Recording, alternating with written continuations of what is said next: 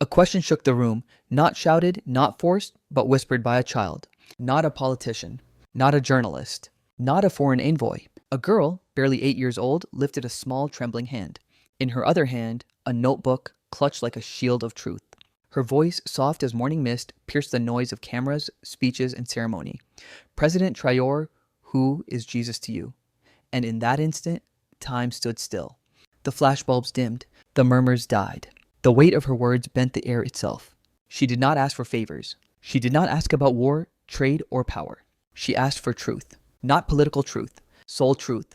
And in the stillness of that room, one man, the Tong Thong Burkina Faso, was no longer a president, no longer a soldier, no longer a symbol. He was simply a man called to answer eternity. Stay with us, because this is not just a question. It is the crossroad between faith and leadership. Subscribe and journey with us into the heart of one man's truth. They had gathered for politics, but they left with something sacred. The day had begun like so many others, a room thick with tension, whispers of strategy, the scent of paper, ink, and expectation. Ministers lined the walls. Cameras blinked like restless eyes. The air was electric with rehearsed applause and cautious optimism. President Ibrahim Traoré stood tall, steady, his voice cutting through policy briefings and prepared remarks. He was a man shaped by fire, revolutions, betrayals, and the weight of governing a nation that the world too often forgets. He spoke not as a bureaucrat, but as a soldier of sovereignty, his words aimed at reclaiming dignity for a people long dismissed. And as he outlined reforms, land ownership, education, resource control, his voice grew firm, almost prophetic. The future will not be imported, it will be cultivated. Applause, cameras, murmurs of approval. But then, in the middle of this choreography of power, came the pause. A child's hand, barely reaching above the seated crowd, rose, defying protocol. Security stiffened. Advisors turned, alarmed. But Traoré lifted his hand, a gesture that calmed the storm. "Let her speak," he said. She could not have been more than 8. Thin arms, bright eyes, dusty shoes. In her hand, a worn notebook, its cover faded from sunlight and use. She stood, took a breath, and asked. It was not a question at all. It was a revelation. The microphone stopped humming. The journalists forgot their scripts. The room inhaled and could not exhale. Because that question pierced more than air. It sliced through the bulletproof glass of political identity, through the armor of leadership, into the marrow of what it means to be human. And for the first time in a long time, Ibrahim Traoré did not have an answer ready. Not because he did not know, but because he knew it mattered. He looked at her and saw the reason revolutions are born. Not to claim power, but to protect what is pure. Not to climb, but to lift. Not to speak, but to listen. In that child's eyes, he saw the truth behind the words. And he thought, not of borders or oil or summits, but of his own soul. He remembered the days when he too had asked questions no adult could answer. He remembered the first time he heard the name Jesus, not in a speech, but in the whispered prayer of his mother over a bowl of maize. And suddenly, every lesson of power faded. Every statistic disappeared. What remained was this question. Who is Jesus to you? It was not a matter of religion. It was a mirror for conscience. What good is it for someone to gain the whole world, yet forfeit their soul? To fear vulnerability. But in that moment, Traoré felt something deeper than fear. He felt awe. Awe at the courage of a child. Awe at the simplicity of truth. Awe at the God who does not dwell in temples made by human hands, but in the voice of a child brave enough to speak. Out of the mouths of babes and infants, you have established strength. And he knew this was not a distraction from politics. This was politics, its truest form. Because if leadership cannot answer such a question, then what is it truly for? He stood there, not as the Tong Thong Burkina Faso, but as a man. A soul stripped bare before a nation and a child. He took a breath, and the silence became sacred, as if the room itself bowed its head. This was not a press conference. This was a moment of reckoning. And that is where the story begins. Not in the speech he was meant to give, but in the silence that followed, a question whispered by a child. Cliffhanger. For a moment, Ibrahim Traoré stood motionless. The microphones were still live. The cameras were still rolling. But none of that mattered. Because that question, who is Jesus to you, was no longer a child's curiosity. It had become the voice of history. The voice of heaven, and perhaps the voice of his own buried self. He remembered the trenches, mud, smoke, bodies without names. He remembered the silence that follows gunfire, heavier than any sound. He remembered walking through villages reduced to ash where laughter had been replaced by screams. And he remembered the nights alone, long before presidency, long before titles, when he cried out to a sky that did not answer. But somewhere, amid the darkness, he had once heard a name whispered in his spirit. Not the political Jesus, not the painted Jesus of Western cathedrals, but the man of sorrows, the one despised and rejected by men, a man of suffering and familiar with pain. Who is Jesus? To a soldier, he is the peace that bullets cannot bring. To a refugee, he is home with no walls. To a betrayed heart, he is the one who was kissed by his friend and forgave. Father, forgive them, for they know not what they do. Traore looked out across the room, not at diplomats, but at people. Faces worn by work, hands calloused from land that yields little, hearts hardened by disappointment. And he thought, what could I say to them? What could I offer that power cannot? The answer was not in policy. It was in presence. The presence of a man who once said, and in that moment he knew Jesus was not just theology. Jesus was resistance. Resistance against hate, against apathy, against the slow death of the human spirit. He remembered the betrayal in his own ranks. Men he had bled with, fought beside, eaten with, now lobbying foreign interests. He remembered how power isolates, how ambition divides, and how easy it is to forget love in the noise of conquest. But then he thought of the Last Supper, of a man who washed the feet of those who would deny him. Now that I, your Lord and teacher, have washed your feet, you also should wash one another's feet. He paused, closed his eyes, and saw the face of the little girl again, tiny, innocent, yet holding a question heavier than any treaty. He realized this was the reason he resisted foreign exploitation. This was why he reclaimed land from mining giants, why he stood alone on global stages, often ridiculed, always watched. Not for politics, for her, for children like her, for a future where innocence would no longer be a luxury. And as he opened his eyes, he saw something strange, silence, but not fear, not confusion, reverence. Even the soldiers at the door had lowered their rifles. Even the most cynical journalists sat with pen resting on paper. The room had become a church, not of brick and mortar, but of truth and trembling hearts. And he began to speak, not as a president, not even as a man of war, but as a witness. Who is Jesus to me? He said quietly. He is the only king who did not come to be served, but to serve. He is the only general who fights with love, not with armies. The only savior who bled, not for himself, but for those who hated him. There were no applause lines, no slogans, just tears. Because somewhere deep inside, even the toughest hearts long for that kind of love. Cliffhanger, a child's question, who is Jesus to you, opened a door that no referendum could have. In the days that followed, something stirring beyond politics rippled through every corner of Burkina Faso. Crowds in Ouagadougou, teachers in villages, mothers in markets, young people in cafes. They repeated the question not as doctrine, but as an invitation to truth. Meanwhile, across the Atlantic, in black communities in the United States, descendants of survivors of systemic oppression, the story of Ibrahim Traoré resonated powerfully. Many black Americans saw in Traoré a mirror of their own long struggle for dignity and self-determination. Black Americans see Ibrahim Traoré as a bold symbol of black resistance, sovereignty, and anti-imperialist leadership across the globe. In cities like Tulsa, Detroit, Jackson, and Atlanta, conversations are starting not about mining or geopolitical alliances, but about who will govern in the name of the soul of the people. Impoverished black farmers and small business owners see in Traoré's declaration, "We break the chains of whatever holds us in bondage," a collective cry for liberation. Back in Burkina Faso, Ibrahim Traoré didn't just tap into this empathy, he leaned into it.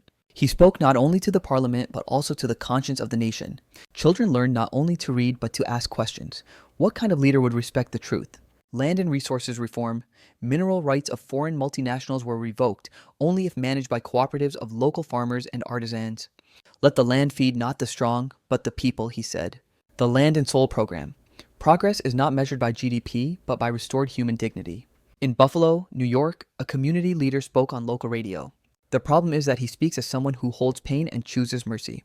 In this light, Traoré has transformed himself from president of Burkina Faso to le président de cœur, the president of the heart. Internationally, his reforms and pan-African rhetoric have inspired both hope and fear. While some Western analysts warn of the rise of authoritarianism, locally, solidarity is flourishing. A cultural renaissance has become a powerful tool. Sankara, Africa's Che Guevara, has become a new symbol of self-reliance and resistance. The Pan-African Film and Television Festival, FESPACO, has been revived, a platform for Pan-African art and identity to counter colonial narratives. Traoré spoke more than just French or Daguerreotype, he spoke the spirit of exile. Thousands gathered in Ouagadougou, waving Russian flags in defiance of Western criticism, particularly the condemnation of the U.S. military, which they saw as economic imperialism. In the United States, Black thinkers saw Traoré's movement as a symbol of what true leadership could look like if it were divorced from Western recognition. They said sovereignty was not a buzzword, it was a reclaiming of humanity. But the road was a slippery one. While advocating radical reform, critics warned of the erosion of democracy. The Washington Post noted Traoré's growing cult of personality, human rights abuses, and dependence on authoritarian structures, even as his government withdrew from its alliances with France and leaned toward the West. Ultimately, the question, "Who is Jesus to you?" began to evoke not just spiritual reflection but also political reorientation. For marginalized Black communities in the US, it became a call to unite the movement with the soul. Or for activists in Burkina Faso, it became a mandate to serve, to protect, not to dominate. The revolution was not just political, it was moral, spiritual, and undeniably Black. Suspense. But can a revolution rooted in compassion and shared struggle weather the storms of exploitation, geopolitics, and betrayal?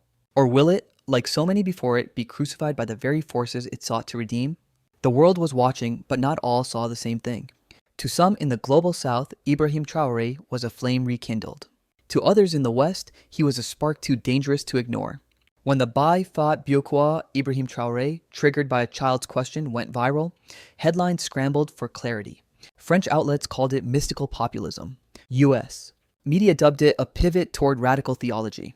But in Ghana, Kenya, Haiti, Jamaica, even in parts of Brazil and Colombia, it was something else entirely. A reminder that power could still bow before purity, that the presidency need not replace the pulpit of conscience. Yet the geopolitical tremors were swift. Western response. The European Union froze parts of its aid, citing democratic backsliding. The US State Department expressed concern over Burkina Faso's shifting alliances, especially as Russian influence increased. Human rights NGOs flagged disappearances, censorship, and judicial interference. But behind the press releases was a deeper anxiety.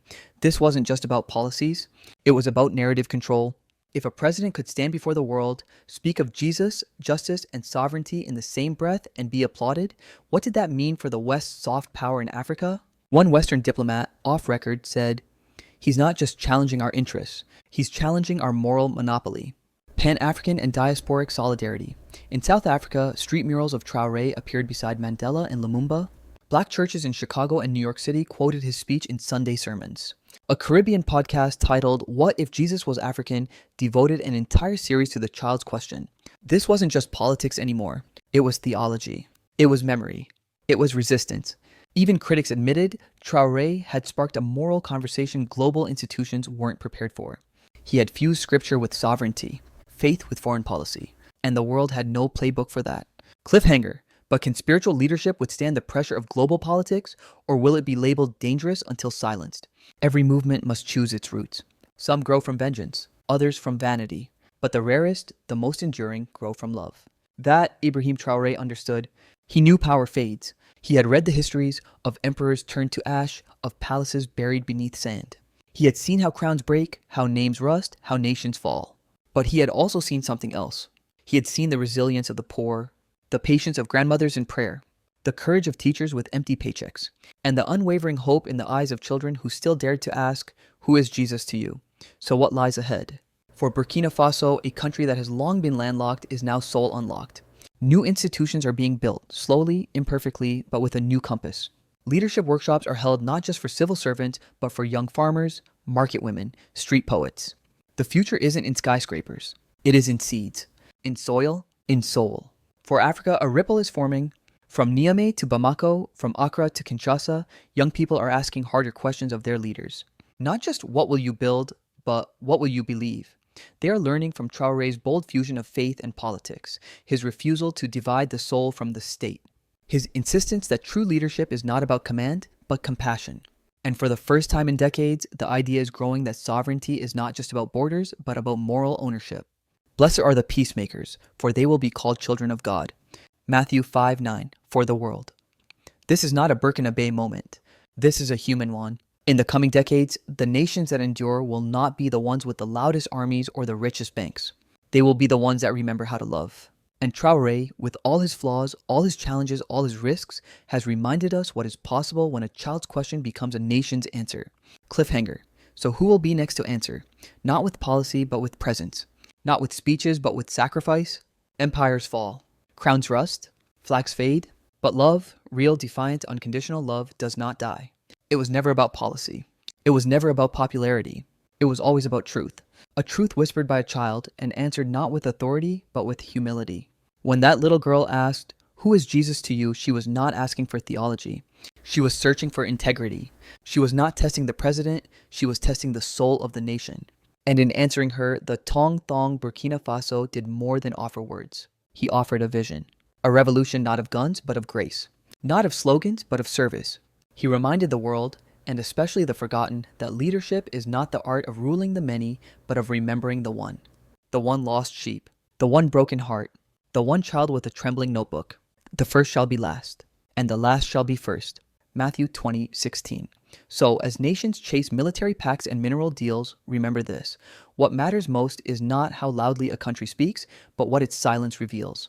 And in the silence that followed her question, a deeper truth was born.